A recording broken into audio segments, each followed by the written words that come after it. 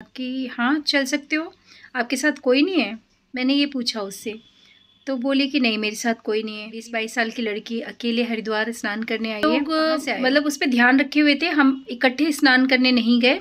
मेरे फ़ोन में भी उसका नंबर सेव कर दिया, नाम पूनम बताया था उसने, और बोला था कि गुजरात से आई हूँ, मेरे माँ बाप नहीं हैं। हम लोगों ने बातों बातों में पूछा कि मैंने फ़ोन किया तो वो नंबर उठाया उस लड़की की माँ ने। तो अब हम फाइनली पहुँचे हैं हर की पौड़ी घाट पे पहुँच गए हैं। अब जा रहे हैं स्नान करने, मतलब सोचे कि 4 बजे हमें स्नान करना था, पर अब कोई नहीं, शाम को ही सही, शाम को ही सही। बस वाले ने बहुत रुलाया है, सच में बहुत ज़्यादा।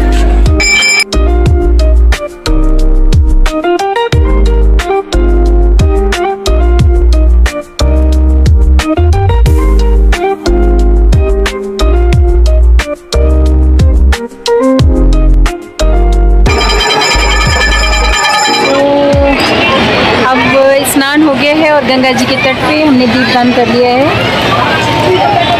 दीपदान हो गया है हमारा। माँ गंगा का बहुत बहुत धन्यवाद, सच में माँ गंगा की कृपा, गोविंद की कृपा और राधा रानी की कृपा बहुत बरस रही है मुझ पर। और माँ गंगा ऐसी ही कृपा मुझ पर बनाए रखना, ऐसी प्रार्थना करती हूँ। तो अब स्नान हो गया है और गंगा जी के तट पे हमने दीपदान कर लिया है। दीपदान हो गया है हमारा।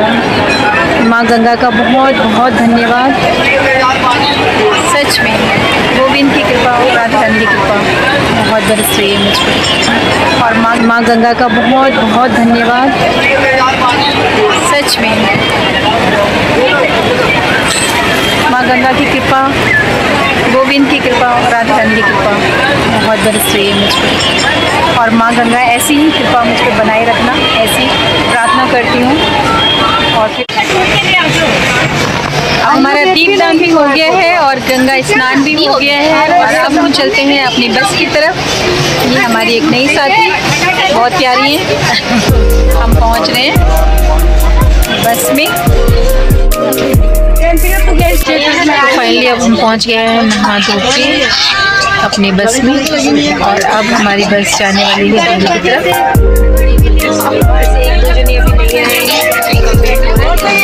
जैसे वो आएगी रुकेगी तो दिखाऊंगी खाने वाला, खाने के लिए, क्योंकि कल शाम के बाद से हमने कुछ खाया नहीं, चाय भी नहीं पिया। अब आपसे बोला है बस वाले भैया से, भैया हमें कहीं रोक देना, चाय पीनी और खाना है। देखते हैं कहाँ रुकते हैं, फिर वहाँ बात करेंगे। चलिए फिर, और नहीं तो फिर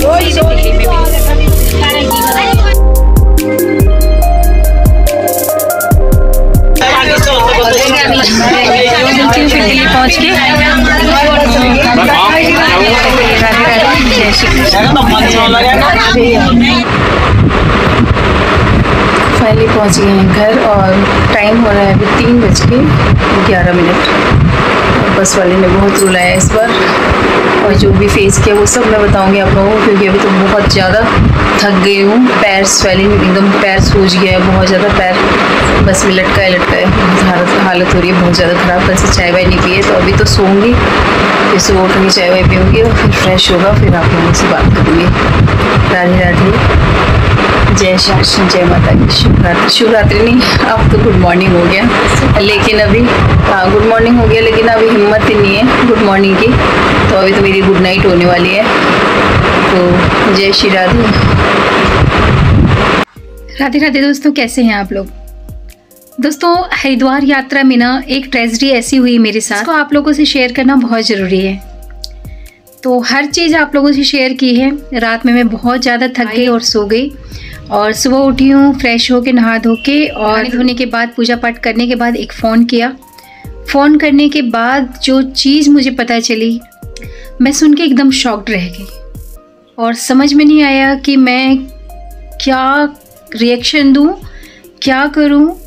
और उन चीज़ों को याद करने लगी जो हरिद्वार यात्रा के दौरान मेरे साथ हुई। चीज़ मुझे याद आने लगी, एक एक चीज़, वही घटना मैं आप लोगों को बताने जा रही हूँ। हरिद्वार यात्रा के दौरान ना आरती का टाइम था, हर की पौड़ी पर पहुंचना था। हम लोग लगभग भागते हुए हर की पौड़ी पे पहुंच रहे थे। हम 7 जने थे तो हम लोग सोच रहे थे कि हमारे स्नान करने के बाद आरती हो।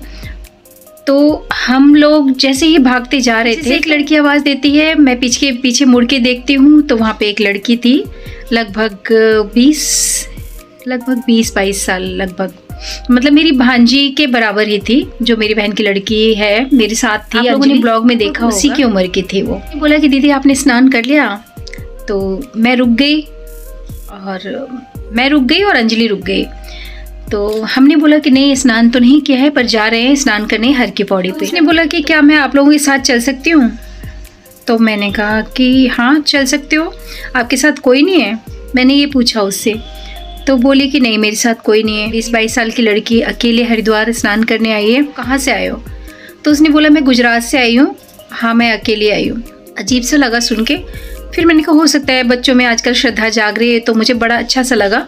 मैंने बोला ठीक है चलो। फिर वो मेरे साथ साथ आई। किसी का भी भरोसा नहीं है आजकल, इसलिए मैं अलर्ट थी। तो लगभग भागते हुए हम आगे पहुँचे, जहाँ वो लोग जो हमारे साथ थे वो आगे निकल चुके थे जब तक मैं इस लड़की से बात कर रही थी। तो मैं और अंजलि और हम लोग लगभग भागते हुए पहुँचे। तो वहाँ पे हम गए। फिर मैंने इशारे में, अपने साथी मीना जी हैं तो उनको मैंने बोला कि मतलब बच्ची अकेले है बट ना अलर्ट रहना ज़रूरी है।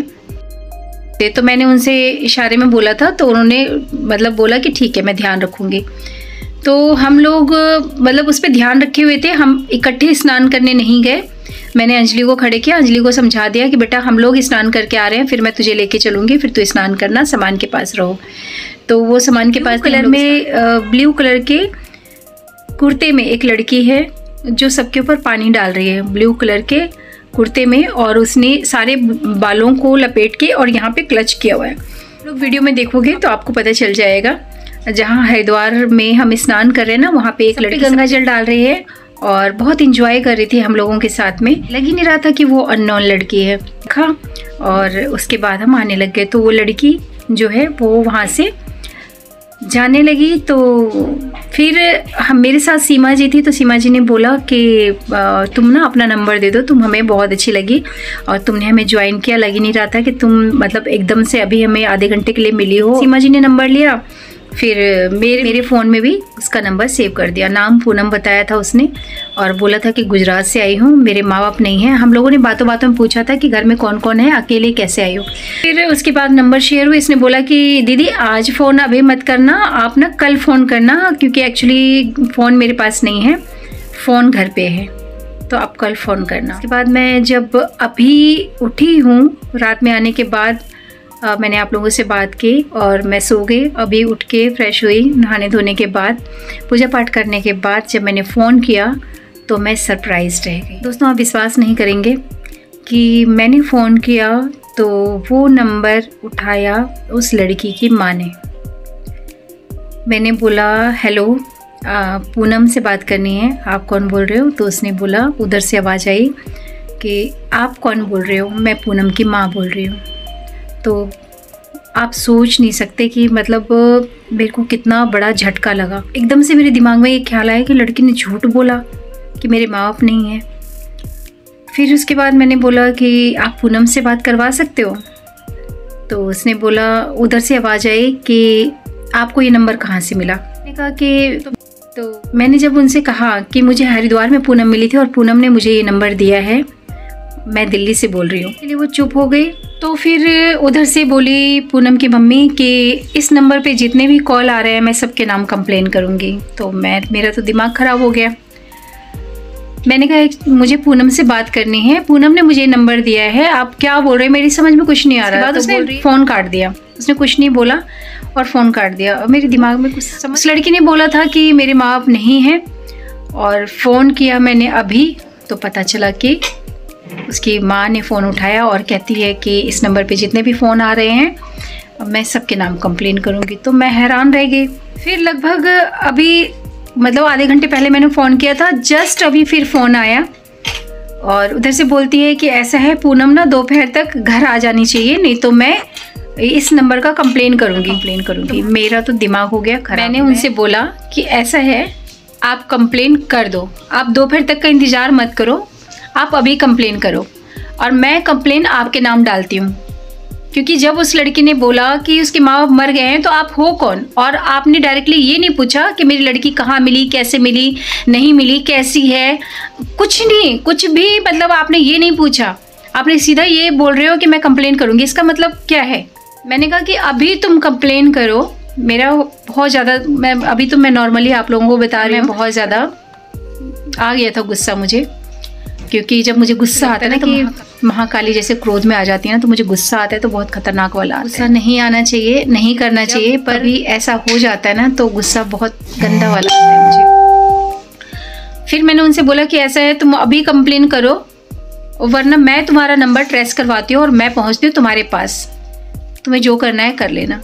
जैसे मैंने कहा तो उधर से फ़ोन काट दिया गया और उसके बाद अभी तक तो कोई फ़ोन नहीं आया। देखते हैं क्या होता है। तो जैसे भी कुछ होगा तो मैं ज़रूर आप लोगों से शेयर करूँगी।